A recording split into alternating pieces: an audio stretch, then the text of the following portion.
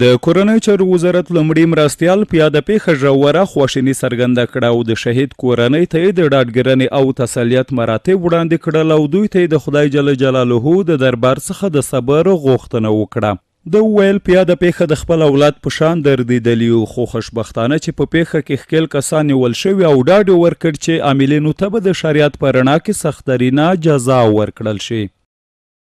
دا وعده موږ د سره کوو چې کوم ځای پرې د موږ واس رسېږي د خلیفه صاحب نه خو ونه ساته شیخ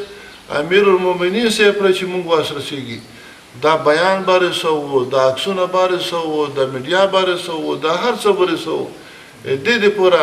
چې خلک د دې نه په آینده کې بیا عبرت وخوري. خوست مرستیال ولی د کورنۍ چارو وزیر خلیفه صاحب د تسلیت او خواشینۍ پیغام وړاندې کړو او یا د پیښه یې خواشینونکې وبلله. نوموړي ډاډ ورکړ چې یاد مجرمین به شرعي محکمې ته وړاندې کیږي او د محکمې حکم به بې له ځنډه پرې تطبیق کیږي. یقینا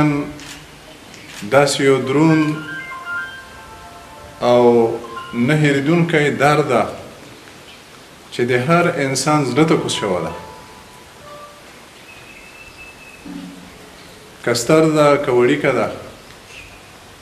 په دغې درد باندې دردمند دي. خاصتا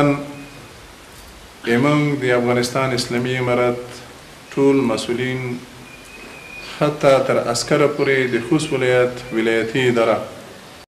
د غمجنې کورنۍ غړو د امنیتي مسؤلینو او ولایتي ادارې هڅې وستایلې او مننه یې کوله چې د پیښې عاملین یې پر وخت ونیول. دوی له مسؤلینو څخه وغوښتل چې پر مجرمینو شرعي حدود تطبیق کړي څو د نورو لپاره د عبرت سبب شي. هغه غوښتنه مې بیا بله ده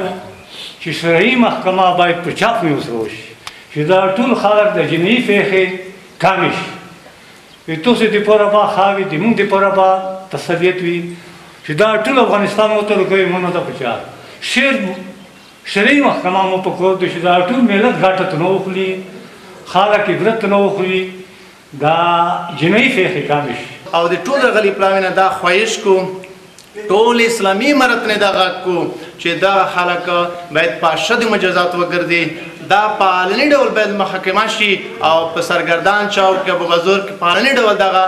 په دار وځړولی شي چې ټول ولس ته ټولو خلکو دا پته ولګي واقعیت د اسلامي امارت دغه څوک چې داسې دا ډول کړنې وکړي دې به جزو دا شی وي. د یادونې ده چې د محمد په نوم دغه ماشوم څو ورځې وړاندې تښتول شوی و چې جسد یې د زمري په نهمه د امنیتي ځواکونو له لوري پیدا شو. یاد ماشوم د خوست د مرکز متون اړوند ورغه کلي کې له خپل کور څخه انسان تښتونکو تښتولی و او د خوشي کېدو په بدل کې د ماشوم له کورنۍ څخه د 11,000 امریکایي ډالرو غوښتنه کړې وه.